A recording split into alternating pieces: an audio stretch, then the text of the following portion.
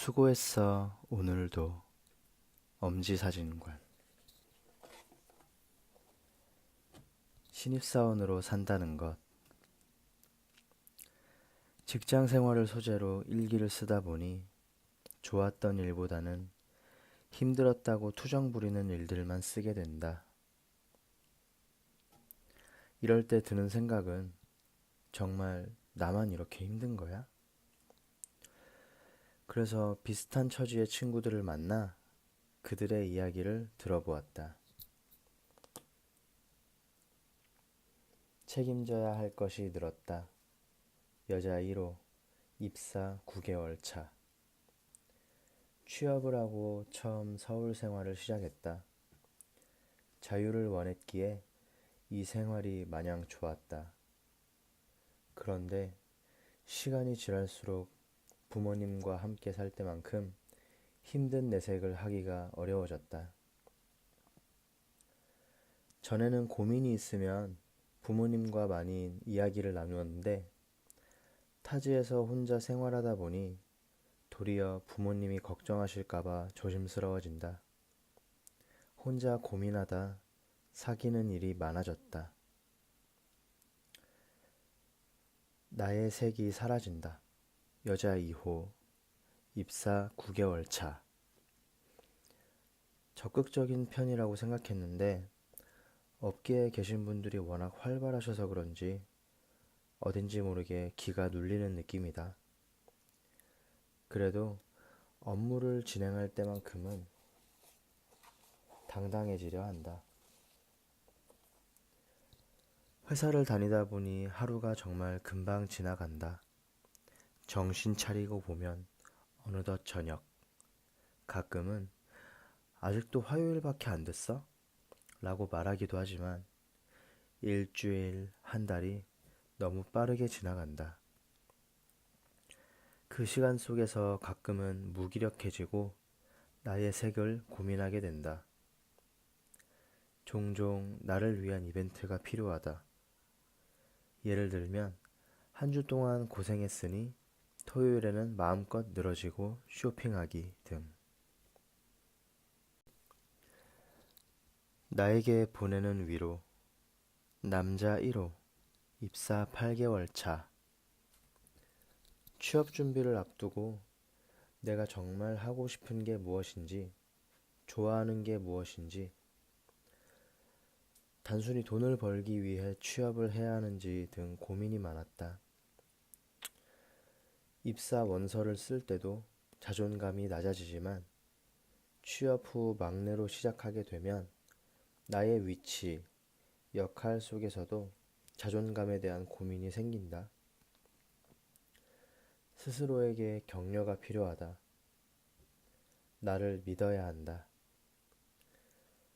어른들이 해주시는 충고, 조언이 공허할 때가 있다. 최근에 본 프로그램에서 종이접기처럼 내가 다닐 직장도 만들어달라는 시청자의 말에 울컥하시면서 위로해 주시던 김영만 아저씨의 모습이 생각난다. 신입사원에게 너는 왜 그것도 안 배웠어? 라는 말보다 서툴러도 괜찮아. 힘들지? 라는 위로가 필요할 때다.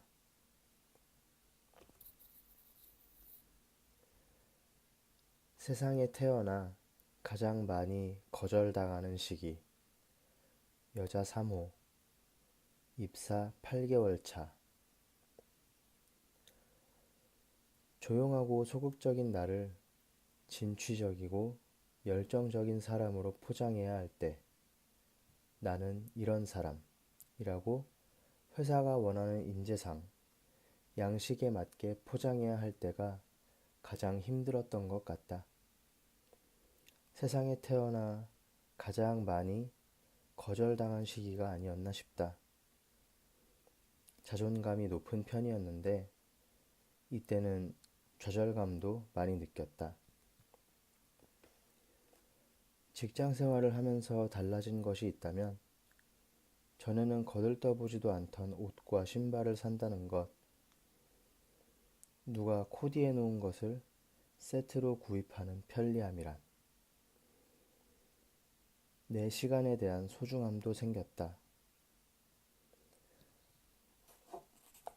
하고 싶은 것이 있으면 퇴근하고 해야지 하는데 회사 중심으로 시간이 흘러가다 보니 조금이라도 자투리 시간이 생기면 너무나 소중하다. 어둠이 무서운 것은 불을 켜는 직전까지만이다. 힘들기는 해도 두렵지는 않다. 충분히 잘하고 있으니까. 보이지 않는 압박, 여자 4호, 입사 11개월. 참 많은 지원서를 써냈다. 나중에는 너무 많이 넣어서 기억이 나지 않을 정도로. 면접을 보러 오라고 하는 데는 생각보다 많지 않았다. 면접은 소개팅과 비슷했다. 긴장도 되고 떨렸지만 기왕 보는 것 빨리 보았으면 좋겠다고 생각했다. 보이지 않는 압박, 취업 경쟁률. 그 살벌한 경쟁을 뚫고 내 자리가 생긴 것은 여러모로 감사한 일이다. 하지만 새로운 문이 열리고 있다. 끝이라고 생각했던 것이 결코 끝이 아니었다.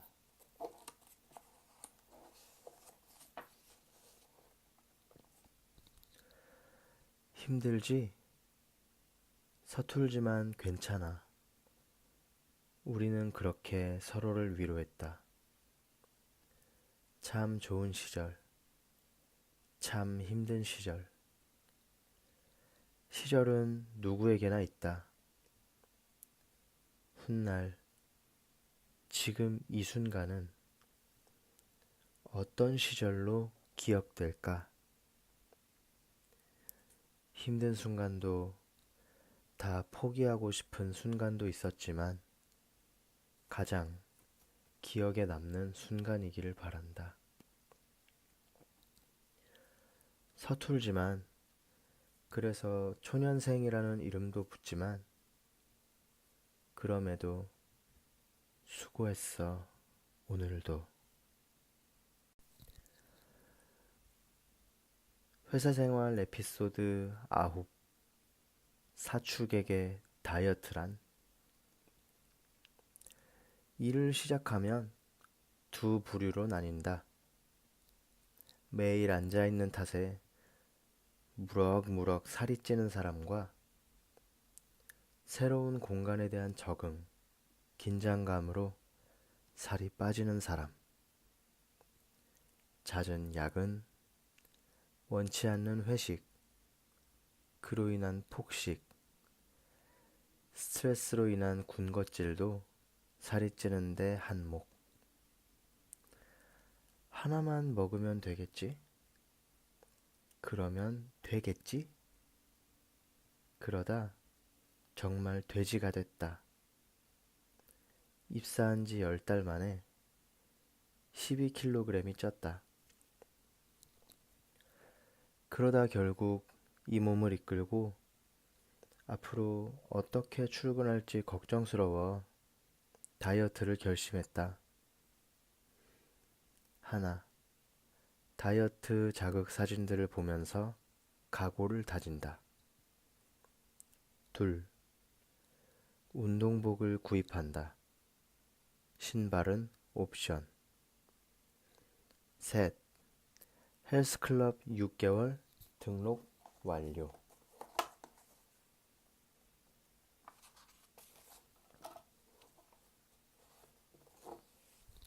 첫날은 의욕이 충만해 10kg이라도 뺄 것 같다.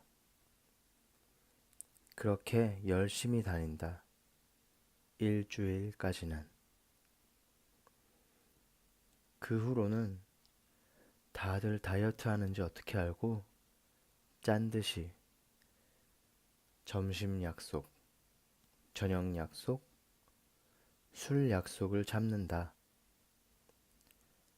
약속마저 없는 날은 야근이 나를 기다리고 있다.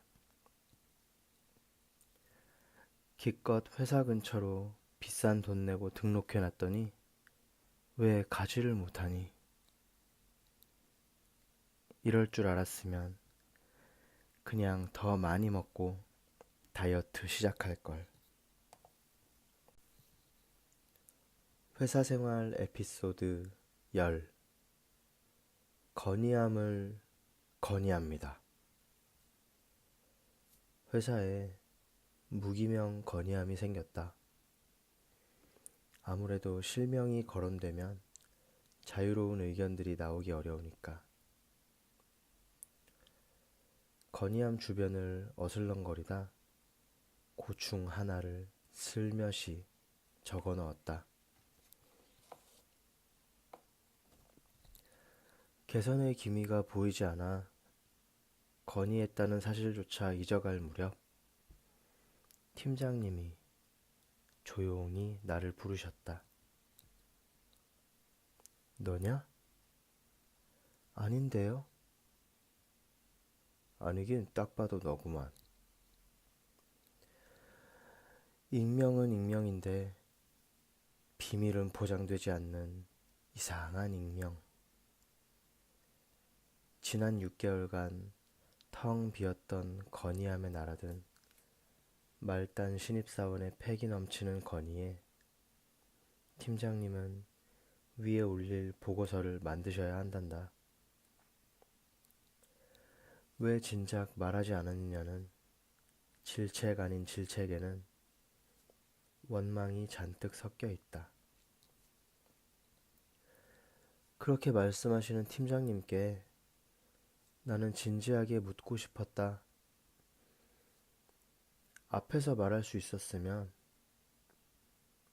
대놓고 건의할 수 있었으면, 그건 고충이 아니잖아요. 입조심하려고 입을 닫았더니 마음도 닫혔다. 회사 생활 에피소드 11. 보통의 주말. 월화수목금, 평일은 5일,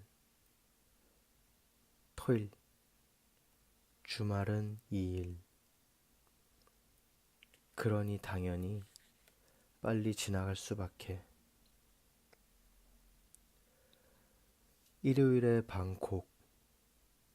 무엇을 해도 심심한 이 시간. 잠을 자기에는 시간이 아까워 집 앞 카페라도 가야 직성이 풀린다. 여기서도 딱히 하는 건 없다. 여전히 민기적, 민기적. 집에서도 민기적, 민기적. 책 한 권을 읽으려고 꺼내면 한 장을 30분째 읽는다. 방 정리 좀 하라는 엄마의 구박에 몸 좀 움직여 볼까 하면 몸이 천근만근. 어쩐지 쉬는 게 더 피곤해. 밤 9시 맥주 한잔 하자는 친구의 부름도 귀찮다. 그렇게 일요일이 끝나간다. 어린 뱃사공. 메콩강을 보러 가기 위해 투어를 신청했다. 예전 같았으면 대중교통을 이용해 가려고 했을 텐데 지금은 그럴 체력도 여유도 없다. 가기 전부터 나는 메콩강에 집착 아닌 집착을 보였다. 보고 있으면 눈을 뗄 수 없었던 사진 한 장 때문이었다. 메콩강에서 노를 젓는 한 아이의 모습이 계속 아른거려 무엇에 홀린 듯 이곳에 오게 되었다. 투어 초반에는 기념품 상점, 음식점을 돌아다니느라 뱃사공 아이를 보지 못했다. 원래 주인공은 마지막에 등장하는 법이니까. 투어 끝 무렵 둘씩 짝을 지어 나룻배에 올랐다. 부디 가벼운 사람과 한조가 되길 바랐지만 덩치가 내 2배가 넘는 인상 좋은 프랑스 아저씨와 한 배를 타게 되었다. 그렇게 우리는 다른 배들보다 더 깊이 들어간 상태로 천천히 그리고 느리게 흘러갔다. 흑색의 강물은 무엇을 담고 있는지 보여주지 않았지만 스쳐 지나가는 풍경들만으로도 이곳이 동남아의 젖주림이 느껴졌다. 그나저나 앞으로 나아가지 못하고 계속 제자리인 듯한 것은 기분 탓이겠지. 우리 배만 유일하게 뱃사공이 어린아이였는데 괜히 미안해졌다. 무이네. 사실 호찌민은 여행 전에 내 머릿속에 있던 그림과는 전혀 다른 곳이었다. 종일 오토바이가 지나다니고 북적거리는 사람들 틈에 있다가는 내 머리가 터질 것 같았다. 여행을 와서도 사서 고생하는 기분이었다. 결국 정신없는 호치민을 벗어나 근교의 무이네에 다녀오기로 했다. 무이네는 지프를 빌려 당일치기 여행을 다녀오는 프로그램이 많았다. 가이드분이 뭐라고 열심히 말씀하시는 것 같은데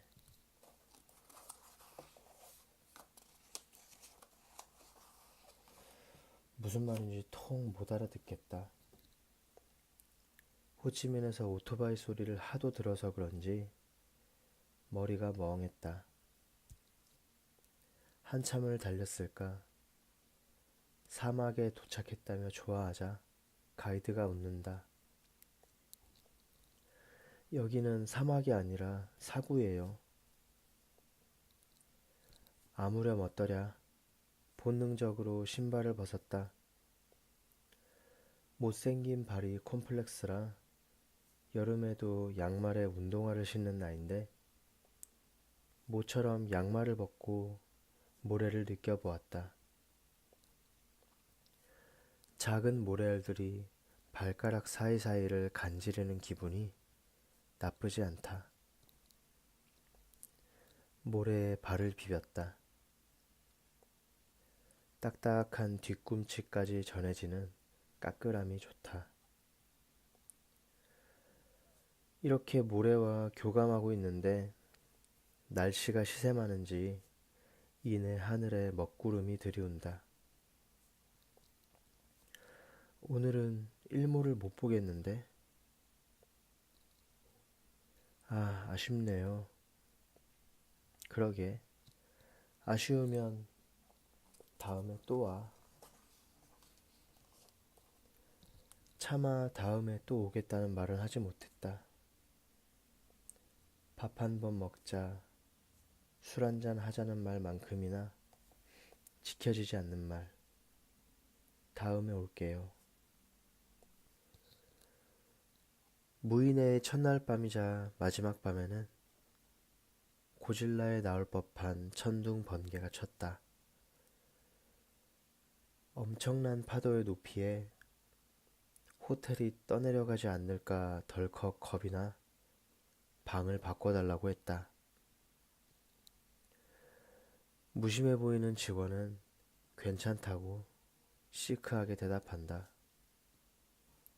오전만 해도 숙소 전망이 뷰티풀이라며 엄지손가락을 치켜들었는데